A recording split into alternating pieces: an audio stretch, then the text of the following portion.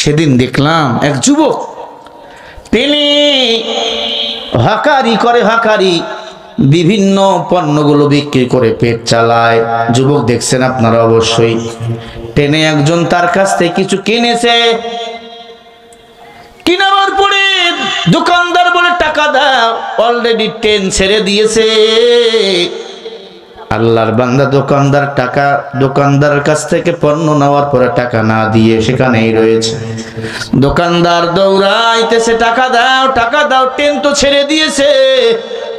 এক পর্যায়ে টাকা না পাইয়া আল্লাহর বান্দা বলে ফেললো, আল্লাহর কাছে বিচার দিলাম, আমার আল্লাহ তোমার বিচার করবে। হাক্কুল্লাহ হাক্কুল ইবাদ। বান্দার হক যদি কেউ নষ্ট করো, যত বড় আল্লাহ ওয়ালা হও না কেন, তোমার নামাজ রোজা কবুল হবে না। বান্দা তুমি আল্লাহর হক নষ্ট করেছো, আল্লাহর কাছে মাপ চাইবা, আল্লাহ মাপ করবে, ইবাদত কবুল হবে। কিন্তু মানুষের হক নষ্ট করেছো, তার কাছে যদি মাপ না চাও, তিনি যদি মাপ করে না দেয়, তোমার নামাজ রোজা ইবাদত আল্লাহর কাছে কবুল হবে না। সেই আল্লাহর বান্দাকে আবার ধরছে। ভাই রে, সেদিন কি হয়েছিল বলো? আল্লাহর বান্দা বলে, আমার কাছে পণ্য কিনেছে, টাকা না দিয়ে চলে গেছে। আমি বারবার হাত পেতেছি, ডাকছি, দেয় নাই। বিচারটা আমি আমার মালিকের কাছে দিয়ে দিছি, আল্লাহর কাছে বিচার দিলাম। আল্লাহর কাছে যদি কোনো বান্দা বিচার দেয়, ওই বিচার আল্লাহ করবে, হয় 10 বছর আগে, না হয় 17 বছর পরে। জোরে কর না গেল, বিচার আল্লাহ করবে, আল্লাহ ধরবে। আল্লাহ এমন ধরছে, ফেরাউনের নামটা এখন কেউ ছেলের নাম রাখে না। 1 লক্ষ টাকা দেবো, সন্তানের নাম নমরুদ রাখবেন? আরো 1 লক্ষ বাড়াইয়া দেবো, ছেলের নাম ফেরাউন রাখেন। তোর টাকার গুষ্টি মারি হুজুর, কিসের ছেলের নাম? কারণ তারা বান্দার হক বেড়েছিল রে ভাই। গরিব মানুষের দোকানে খরচ করো, বাজার সরাই করো, চাইলে হুমকি দাও, চান্দার কথা বলো।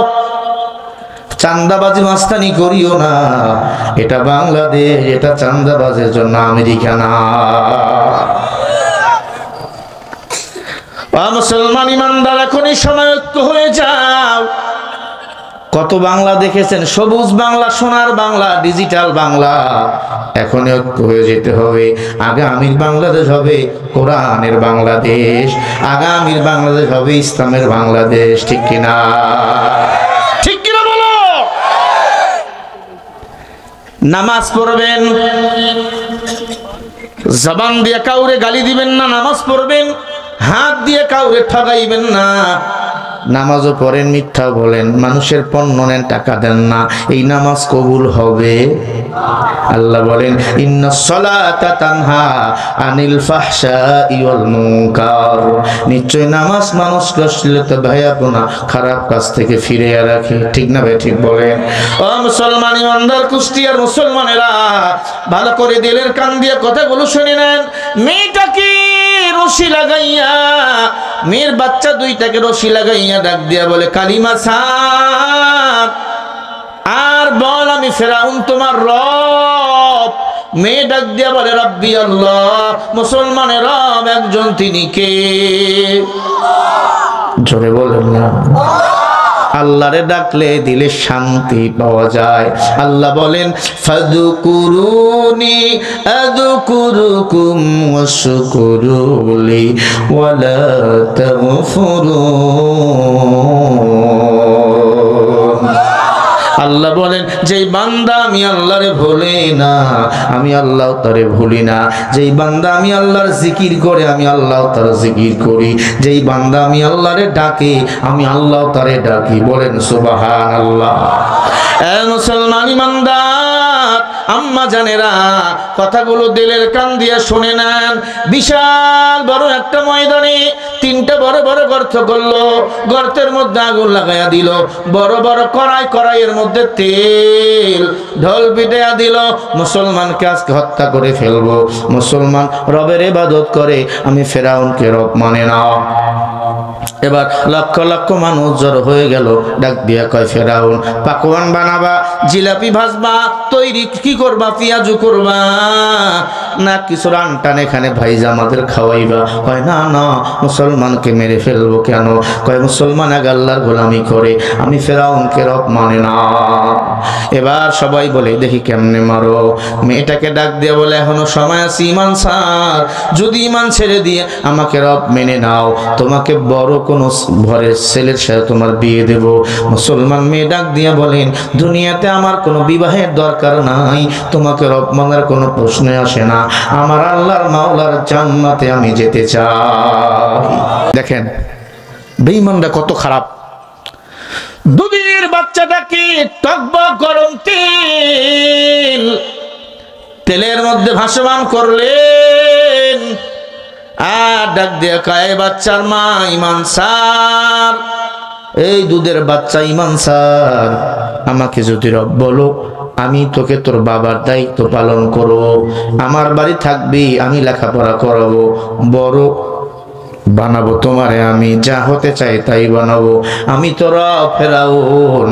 ছোট্ট বাচ্চা ডাক দিয়ে বলে ক্বালা ইন্নী গুলাম, আমি এক আল্লাহর গোলাম। এই ফেরাউন তুই আমার রব না, রব্বি আল্লাহ, মুসলমানের রব হলেন আমার আল্লাহ। যেই মাত্র এই কথা বলেছে ফেরাউনের চান্দি গরম হয়ে গেল। ছোট্ট বাচ্চাকে রশিটা খুলাই দিল, পা তেলের মধ্যে ফেলাইয়া দিল, ছোট্ট বাচ্চা তেলের মধ্যে পড়ে পড়ে লা ইলাহা ইল্লাল্লাহ,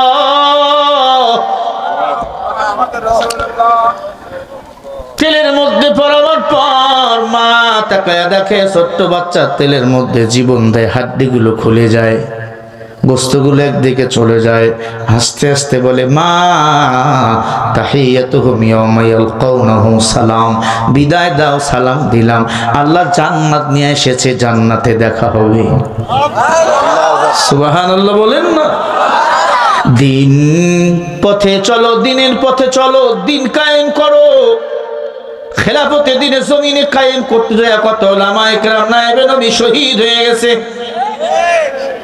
কারণ তাদের দিলে ছিল আল্লাহর ভয়, জাহান্নামের ভয়। ও মুসলমান, ছোট্ট ছেলেটা জীবন দিল, এবার মেয়েটারে তুলছে তেলের উপর, 6 বছরের মেয়েটারে, কয় তুই ইমান ছাড়, না হলে মেরে ফেলবো।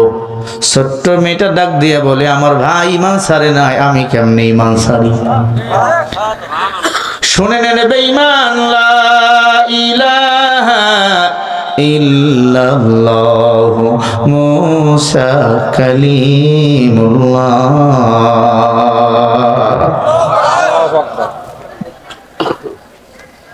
মেয়েটাকে তেলে ফালাইয়া দিল, হাড্ডিগুলো একদিকে চলে গেল, গোস্তগুলো একদিকে চলে গেল। এবার মাকে দাঁড় করাইল, বল ইমান ছাড়। মা ডাক দিয়ে বলে আমার 2 সন্তানকে মেরে ফেলছো, আমি তো ইমান ছাড়বো না, আমিও মরার জন্য তৈয়ার। তোমার জীবনে কোনো শেষ ইচ্ছা আসেনি? মেয়ে বলে আছে। কি? বলে আমার একটা শেষ ইচ্ছা হলো 2 রাকাত নামাজ আদায় করব,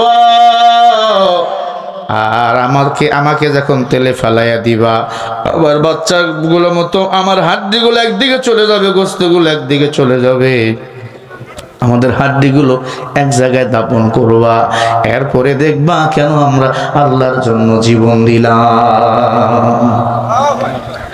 মেয়েটা 2 রাকাত নামাজ আদায় করল। নামাজ আদায় করাবার পর আল্লাহর বান্দাকে তেলের মধ্যে ফেলাইয়া দেয়, হাড্ডিগুলো একদিকে চলে যায়, গোস্তগুলো একদিকে চলে যায়। ফেরাউনকে সবাই ধরলো, এদের হাড্ডিগুলো এক জায়গায় দাপন করো, তার সে ওসিয়ত ছিল। ওই কবর এখনো মিশরের জমিনে আছে, ওই কবর খনন করা হলো। ফেরাউন নিজে হাড্ডিগুলো রাখলেন। হাড্ডিগুলো রাখাবার পর যখন সবাই চলে আসলো, ফেরাউন দেখে ওই কবর থেকে মিশকাম্বরের ঘ্রাণ আসতেছে, জান্নাতের ঘ্রাণ, ঘ্রাণ, ঘ্রাণ, জান্নাতের সুঘ্রাণ। সবাই বলে ফেরাউন এই ঘ্রাণ তো দুনিয়ার কোথাও পাওয়া যায় না, কোনো দোকানে পাওয়া যায় না, কোনো শহরে পাওয়া যায় না, নিশ্চয়ই এটা জান্নাতের ঘ্রাণ। সবাই কবরের কিনারে আইসা দাঁড়াইয়া পড়ে নিল লা ইলাহা মুসা কালিমুল্লাহ। একবার জোরে বলেন না আল্লাহু আকবার। বলেন ইজ্জতের মালিককে। ওরা যদি দুনিয়ার আগুনকে ভয় করে ফেরাউনকে রব মানত, জাহান্নামের আগুনে জ্বলতো, দুনিয়ার আগুন থেকে বাঁচত। ও মুসলমান, আজালে মোলামা দিনের পক্ষে যারা আছে, জালিমদের কারাগার বরণ মেনে নেয়, দিনের পথ তারা ছেড়ে দেয় না।